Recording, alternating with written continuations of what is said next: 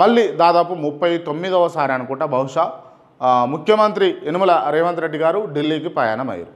రాష్ట్రంలో కాంగ్రెస్ అధికారంలోకి వచ్చి దాదాపుగా 14 నెలలు నిండి వస్తూ ఉంది.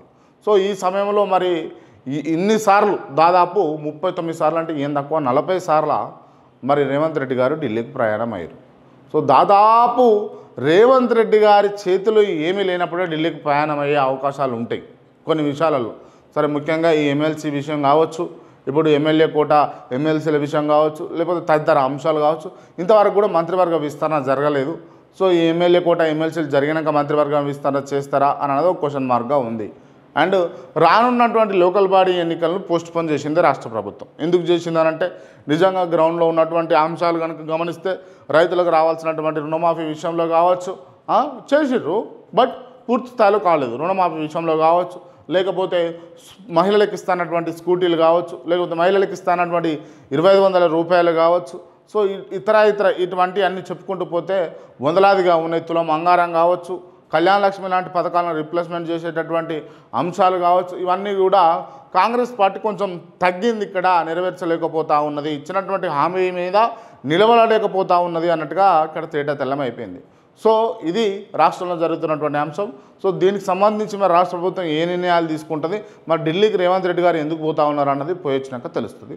సో ప్రధానంగా ఇవాళ ఉన్నటువంటి ఒకసారి న్యూస్ ఫీడ్ ఒకసారి చూసేటటువంటి ప్రయత్నం చేద్దాం. టోలీ చౌకీ 4 సీజన్స్ రెస్టారెంట్ వైపు ఫుడ్ సేఫ్టీ అధికారులు రైడ్స్ చేశారట. వెజ్ నాన్ వెజ్ ఒకే దగ్గర మిక్స్ చేసి వంటలు, కిచెన్లో బొద్దింకలు, వెజ్ నాన్ వెజ్ ఐటమ్స్ అన్నీ కూడా ఒకే దగ్గర కలిపి నిల్వ చేస్తున్నటువంటి రెస్టారెంట్ యాజమాన్యం. ఏముంటుందండి, ఇక గిట్లనే ఉంటుంది బయట ఫుడ్ తింటే. ఇగో పురుగు తిరుగుతూ ఉన్నది, ఇక్కడ పురుగు తిరుగుతూ ఉన్నది. ఏం పట్టి ఉంటుంది? వాళ్ళకి కావాల్సింది దందా, వాళ్ళకి కావాల్సింది బిజినెస్ కావాలి. 10 రూపాయలు పెడితే 100 రూపాయలు రావాలి. ఏంది క్రాంతి భాయ్, 10 రూపాయలు పెడితే 10 కదా 100 రూపాయలు అంటున్నామంటే 10 రూపాయలు పెడితే 100 రూపాయలే రావాలి.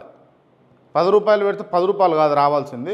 సో 10 రూపాయలు పెడితే 100 రూపాయలు రావాలన్న అర్జనతోటి ఆశతోటి వీళ్ళు అడ్డగోలుగా పెడతారు. దాదాపు అంటే నేను అన్ని రెస్టారెంట్లను అనదలుచుకోలే, బట్ కొన్ని రెస్టారెంట్లన్నిటికి కూడా వాళ్ళు ఆర్థికార్జనే ధ్యేయంగా నడుపుతున్నటువంటి వ్యక్తులు. దాంట్లో విపరీతమైన కల్తీ, ఆయిల్ కల్తీ, దానికి సంబంధించినటువంటి వంట సామాను కల్తీ, ఏది నాణ్యమైనది ఉండదు.